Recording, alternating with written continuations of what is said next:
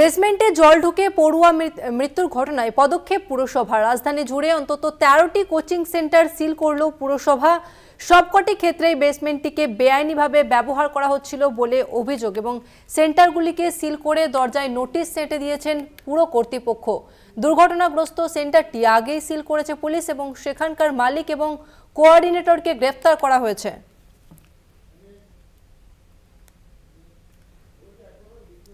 দিল্লির রাজেন্দ্রনগরে সিভিল সার্ভিসের কোচিং নিতে এসে প্রাণ গিয়েছে ৩ পড়ুয়ার। তবে এই মুহূর্তে যে প্রশ্ন সামনে আসছে, কিভাবে বেসমেন্ট ১২ ফুট জলের তলায় চলে গেল। দুর্ঘটনার কারণ খতিয়ে দেখতে ম্যাজিস্ট্রেট পর্যায়ের তদন্তের নির্দেশ দিয়েছে দিল্লির সরকার। বেআইনিভাবে বেসমেন্ট চত্বরকে বাণিজ্যিক কাজে ব্যবহার করা হচ্ছিল বলে জানিয়েছে দিল্লির মেয়র।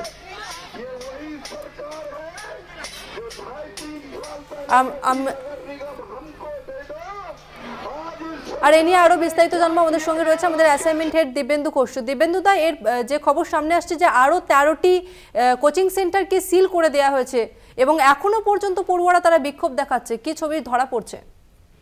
দেখো, পড়ুয়াদের তো দাবি একটাই যে আপ সরকার দিল্লিতে রয়েছে, তাদের বিরুদ্ধে যে অভিযোগ যে এই রাজেন্দ্রনগর, ওল্ড রাজেন্দ্রনগর যেখানে এই ঘটনাটা ঘটেছে, সেখানকার যে বিধায়ক দুর্গেশ পাঠক, তাকে এই পড়ুয়ারা বহুবার বলেছেন যে নিকাশি ব্যবস্থাকে ঠিক করতে এবং যে স্থানীয় প্রশাসন অর্থাৎ যে পুর প্রশাসন, তাদেরকেও বহুবার অভিযোগ জানিয়েও কিন্তু কোনো কাজ হয়নি এবং ড্রেনগুলো এমন অবস্থায় ছিল যেগুলো অল্প বৃষ্টিতেই সেই ড্রেনগুলো উপচে পড়ে এবং রাস্তায় জল জমে যায়।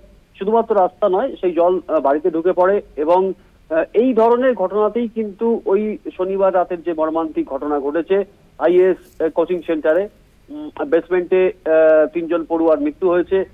জল জমে গিয়ে এবং যে ৯ ফুটের যে উচ্চতা, সেখানে প্রায় ৭ ফুট উচ্চতা জল জমে যায় এবং যেটা সব থেকে গুরুত্বপূর্ণ তদন্তে সামনে আসছে, বারবার করে যে বিষয়টা উল্লেখ করা হচ্ছে যে এই ধরনের বেসমেন্ট শুধুমাত্র যে আইএস কোচিং সেন্টার তাদের যে বেসমেন্ট তা নয়, এই ধরনের অনেক বিল্ডিং আছে যাদের এরকম বেআইনি ভাবে বেসমেন্ট তৈরি করা হয়েছে বলে অভিযোগ এবং এই বেসমেন্ট গুলো সাধারণত বাণিজ্যিক কাজে, বিভিন্ন বাণিজ্যিক কাজে ব্যবহার করা হয়, স্টোর রুম করা হয়, গোডাউন করা হয়।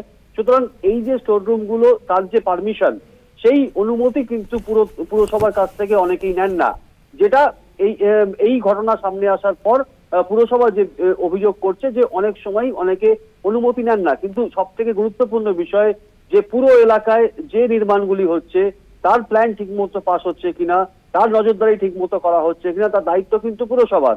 অর্থাৎ পুরো প্রশাসন আজকে যদি দায় এড়াতে চায় তাহলে কিন্তু সেটা হবে না।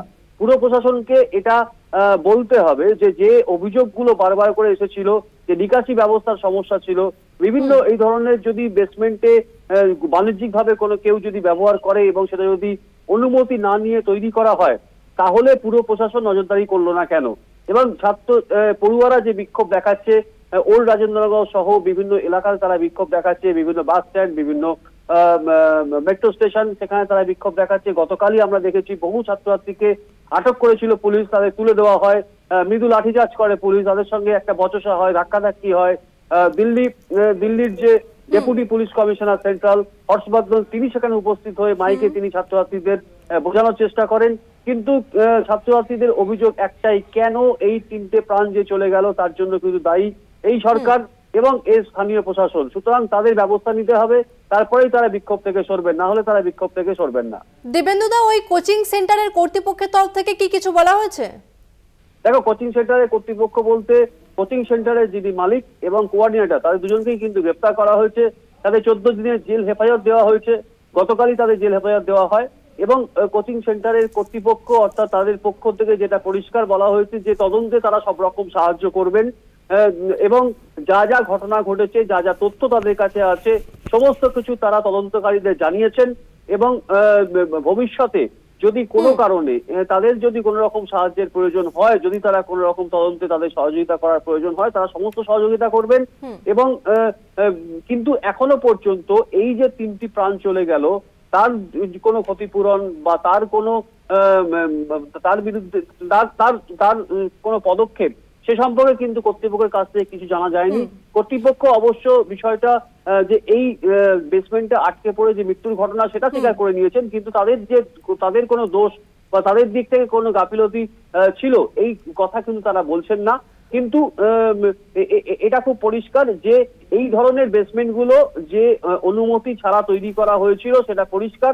13টি বেসমেন্ট এই ধরনের তারা সিল করে দিয়েছে দিল্লি পুর প্রশাসন, এবং তার থেকেই কিন্তু পরিষ্কার যে দিল্লি পুর প্রশাসনের নজরদারি যে ছিল না সেটা কিন্তু অনেকটাই পরিষ্কার। আজকে এই ঘটনার পর তারা পদক্ষেপ করছে, দিল্লির মেয়রকে বলতে হচ্ছে, তারা পদক্ষেপ করার কথা বলতে হচ্ছে। যদি কেউ এই ধরনের ঘটনার সঙ্গে যুক্ত থাকে এবং যদি কারো গাফিলতি প্রমাণ হয় তার বিরুদ্ধে কঠোর পদক্ষেপের কথা বলতে হচ্ছে।